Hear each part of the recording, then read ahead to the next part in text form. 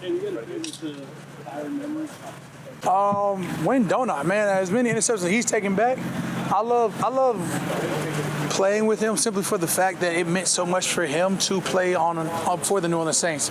Being from, I'm gonna say fifth ward, he gonna claim the sixth or seventh or wherever it is. At the end of the day, that's when the New Orleans very own, and you felt that.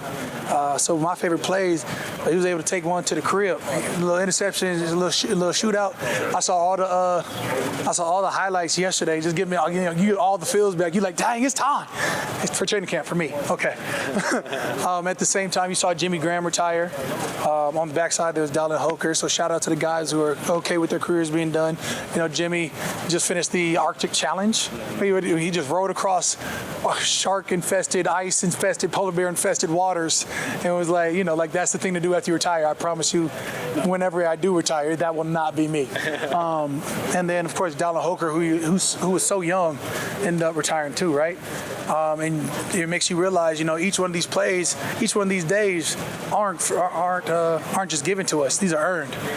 These are days that you have to choose, and because the day is definitely going to choose you. So you have to rise to that challenge every time. That's something you were like contemplating yesterday after all that news. Like, was it like from your own side of things? Hell no. Well, I don't know what they had to do with me. I say more power to him, congrats to him. I said, we got people I want to hit.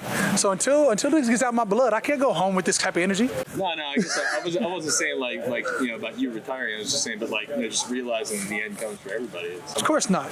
Absolutely not.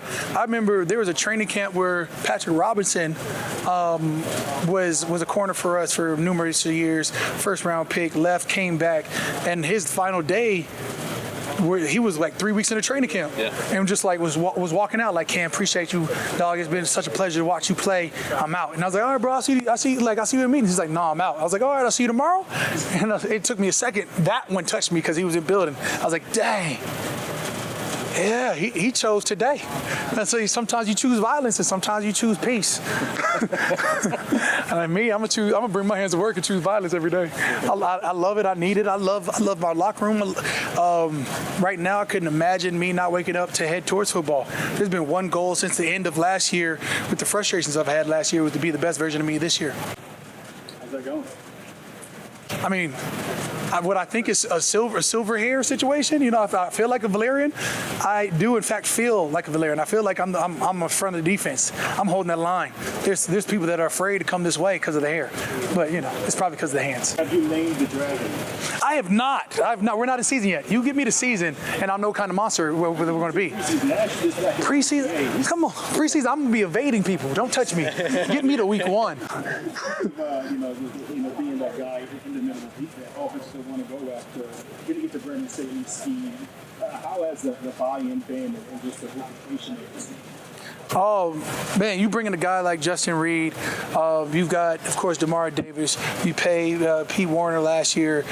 You bring in, you see a little bit of what Jalen Ford can do, DeMarco Jackson. I think that the defense is going to be formidable. You revamp the entire defensive line. You bring in Godchild. You draft, what is it? Broughton? Yeah. Broughton. And then, you of course, Brian Brzee, the hell of a year he had last year. All of a sudden, you put a defensive end label on him. Oh, we're going big. So, of course, edge, we extend out Chase. We got Carl. I'm there. Isaiah is growing into his own. He's getting better every time I see him. You can bring in Chris Rumpf, who's familiar with the system. You got JD, and then you bring in Fadil. I'm not gonna lie to you. I can't wait till we put pads on. I wish I could give you more because I'm psyched up already. I was like, man, if we hit pads on and everybody's doing what I think they're doing, we're gonna be okay on defense. I like that. And then on offense, our job on defense is be a terror anyways. So the more we can make his day harder, that's Chris Olave over there if you haven't. He can't catch a route because we out there popping one of his quarterbacks.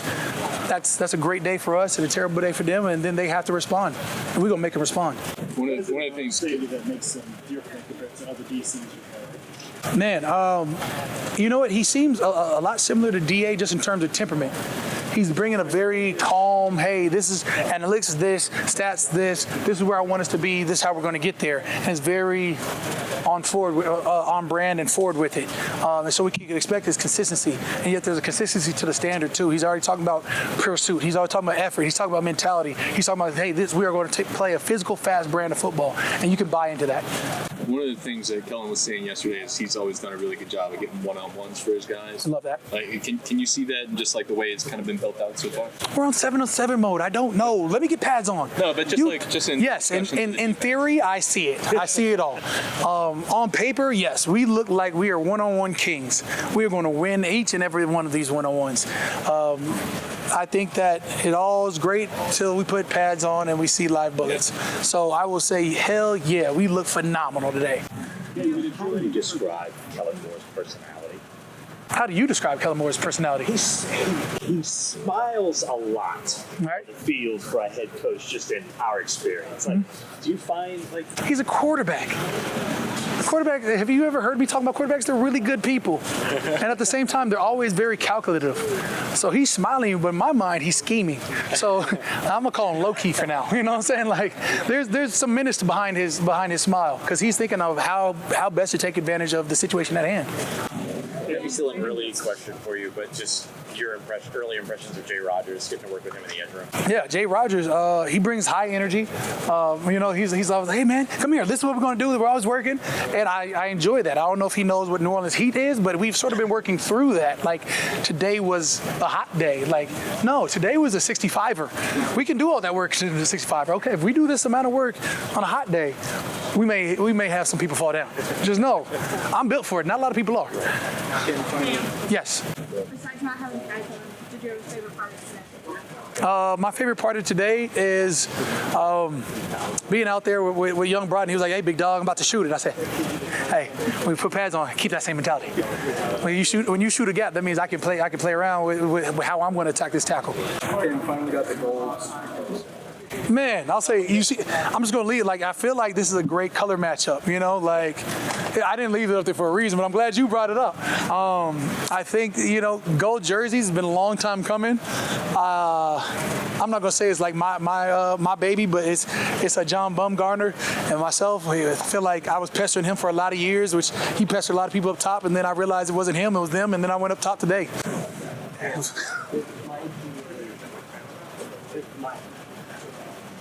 This might be an early question, but is there anybody in your everybody, all of them, none of them. At this point, what I'm looking for is the effects. I want wins.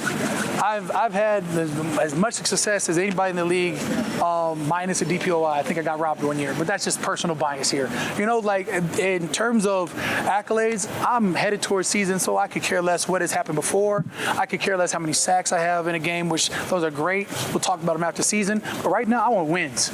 So if you say, who's the sack quarterback? Hell yeah, I want to sack Kyler Murray. That's week 1.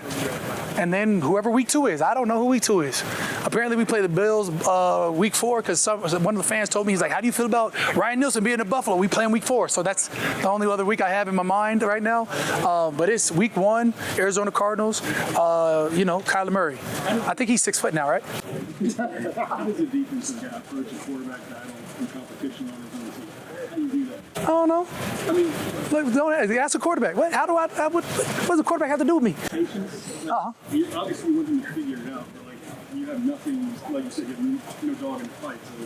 So I got all the dog in the fight. I'm rooting for them. I'm rooting for each and every one of them. Spencer Rattler, I'm like, hell yeah, Spence. Oh, okay, Tyler, let's go. Chuck that thing, and then, you go from there. If somehow we have a dark horse that comes out and wins, great. Right now, I have zero expectation for them. I have the whole world's expectations on our defense. Yeah, something Kellen's talked about a lot is maximizing time, making sure everyone's taking full advantage of that. Have you seen that so far? And as a veteran player, how valuable is that to know your coach is actually thinking about? It's appreciated. It's fully appreciated. There's not like big lull periods, or there's not just like rapid fires. There's times for us to go eat lunch. My lunch is now talking to you guys. Does that make you feel bad? Yes. Kellen's local, does that make sure he's Thor before on the Jesus. I want to be Thor. Oh, wait, dang it. That's what I'm saying, dang it. Frack. Yeah, that probably, yeah. Which Thor, though? Don't say Love and Thunder. Please don't say Love and Thunder. Okay, yeah, absolutely. Yeah, we can go with that. Jay seems like he got, no, that might be Bo. Bo brings that fire. Bo brings that fire. Yeah. Do you like people doubting this team? I don't care if people doubt us. I don't care if people are for us or against us. What does it have to do with the 53 men in this locker? If you hate us, keep it to yourself. If you love us, keep it to yourself, because that's not going to help us win between the lines. We appreciate the love. We despise the hate. Don't get it twisted. What we have to do on field, my wife can't do. No matter if however much she supports me, guess what she can't do? Touch in between the lines. My kids love the hell out of me, win, lose, or draw. And even if they wanted me to win that game, guess what they can't do? Take any one of these snaps. So what's important right now in training camp is how we feel about us. And I think we're building. I think OTAs we were building. We had a lot of team bonding moments. I think we're going into training camp with that same mindset of how do we build a better team. You said both brings the fire. What is it about him, and how much has he been at? I don't know. I've been hearing them as advertised. I've been hearing them. I've seen some highlights, and I've been hearing them as advertised. It's day one. It's high as heck. Come on, man. Day one, everybody's excited. Everybody's fast. Everybody's flying around. There is no pads on. Everybody looks like it's a kill shot. Look like we're going toe-to-toe, Dustin Poirier, Max Holloway in the middle of the ring. Everybody gunning for it. And at the same time, it's day one. Wait till we put pads on. Not gonna lie, been there before. It's pretty sweet. Love UFC. Been a fan for quite a long time. I'll say even pre-Anderson Silva days. You know, like you gotta love the sport. As much as I grew up and everybody. I miss the Tyson era. I miss the Ali era. I miss the George Foreman era. I came up and there was fighters. Sure, you got Triple G and everybody else. Canelo, I guess. I had Money Mayweather, but that's not setting up a fight when you got Francis Ngannou on the other side, or Kamaru Usman, or you got Israel Adesanya in his prime walking out to Jabberwockies, or just the mayhem that ensues with like a guy like Rashad Evans. When you respect guys who fight, who talk with their fists, come on, man. I went from watching the YouTube joints, the bare knuckle brawls, to the backyard fights, with Kimbo Slice, rest in peace, back in the day, to straight to UFC. Like, come on, those are the days. You would go from WWF to NWO, and then you sort of that was your gateway into fighting UFC and everything that goes from there. I just like being violent, and I appreciate violence. This is why I love football so much. Have you ever thought about getting in the ring with the Outlaws?